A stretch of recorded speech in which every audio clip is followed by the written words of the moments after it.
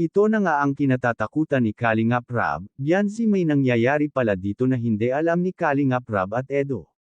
Bago ko ipagpatuloy ang maiksing reaction video na ito, hiling ko lang na patapusin ang panunood nito para malaman ang nilalaman nito, at kung bago ka pa lang sa munting channel na ito, paki-subscribe para lagi kang updated sa video ng mga Kalingap. At pakisuportahan natin ang ama ng Kalingap na si Val Santos Matubang, Ate Edna Vlog at si Kalingap Rab.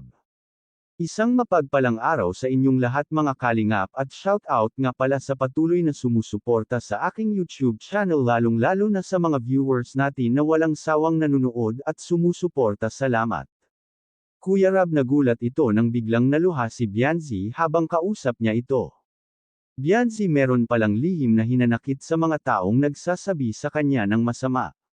Sinabi na nga ni Bianzi na direktang nag-chat sa kanya ang kanyang mga basher na hindi daw siya gusto ng mga ito at mas gusto nila ang unang beneficiaries ni Kuya Rab. Siguro naman ay alam natin kung sino ang tinutukoy ng mga bashers na iyon.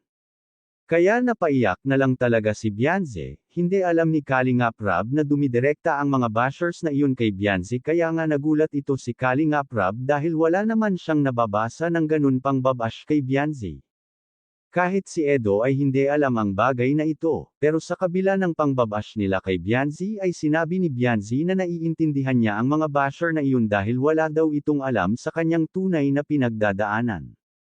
Nang dahil sa sinabi ni Bianzi ay lalong humanga si Kalingap Rab sa kanya. At sinabi ni Kalingap Rab na huwag nang pansinin at titigil din ang mga iyan. Bakit nga ba may mga basher na hindi tumitigil at galit na galit?